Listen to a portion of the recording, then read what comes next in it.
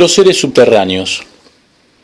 El misterio, los túneles secretos donde yacían o vegetaban antiguos monstruos, los seres subterráneos que lo acosaron desde niño cuando recorría los fenecidos vericuetos de Providence o escuchaba las historias terroríficas que le contaba el abuelo, marcaron la primera etapa de este genial escritor que fue H.P. Lovecraft, o sencillamente el sumo sacerdote Ekp-El, como firmaba sus cartas convirtiendo a la fonética las iniciales de su nombre.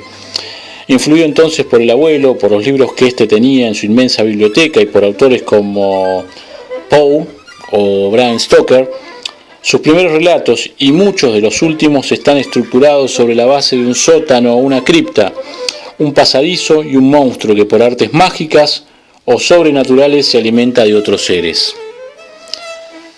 También en el universo de Lovecraft abundan las voces secretas. Nos relata Juan Jacobo Bajarlía en su obra sobre el horror sobrenatural, que estamos reproduciendo en este momento, que Lovecraft no tenía 10 años cuando concibió su primer cuento. El noble oyente era el nombre del cuento, que trataba de un niño que repentinamente extraviado en una cueva oye los planes de destrucción de seres subterráneos que conspiran contra los humanos. El abuelo, hombre de vastas lecturas, vio en esas líneas iniciales al futuro escritor.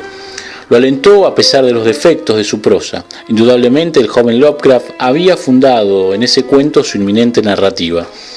Era la época en que tenía frecuentes pesadillas, en cuyos sueños los echaban seres gomosos y sin rostro. El mismo Lovecraft lo dirá después.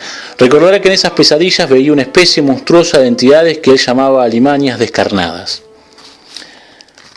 Las voces secretas están en sus sueños y en su imaginación. Las llevan el inconsciente desde donde fluyen a su memoria y a los relatos que van delineando su intransferible perfil. En 1898, cuando Lovecraft tenía 8 años, intentó otro relato con un túnel, El sótano secreto o la aventura de John Lee. El sótano conduce a un pasadizo secreto en el que John y su hermana, al cavar en él, hallan una caja de la que se apoderan. Pero la excavación da paso a un torrente en el que se ahoga la hermana. John Lee se salva. La caja, que es el botín de esa aventura, contiene un lingote de oro valuado en $10.000. Los miedos de la infancia siguieron vigentes y a veces amalgamados con sus aficiones. A Lovecraft le gustaban los gatos, en quienes veía seres astutos y enigmáticos, presencias de un mundo mítico que aún tenía vigencia. Cuando escribe Las ratas en las paredes, su protagonista vivirá en la casa maldita con 7 criados y 9 gatos. Pero no bastarán esos felinos, porque Lovecraft le añade al relato otro de sus terrores infantiles, que son las ratas. Y de esta manera enriquece la obra con la maldición que pesa sobre la mansión en que vive el personaje de esta historia, que es Delapore, referida a un ejército invisible de ratas que solo él y los gatos podrán oír. El protagonista, sin embargo, no tendrá posibilidades para eludir la maldición. Un túnel lo conducirá a una caverna llena de jaulas con esqueletos humanos, vestigios de un culto caníbal practicado en otros tiempos. Delapore terminará enrejado, oyendo el deslizamiento infinito de las ratas. El terror al vacío y el miedo a la soledad manifestados por Lovecraft por la enfermedad y muerte prematura de sus padres fueron en parte los determinantes de las criptas y los pasajes secretos de sus argumentos. En La ciudad sin nombre en 1923 y en Prisionero de los faraones en 1924 vamos a encontrar entonces la presencia de criptas y túneles.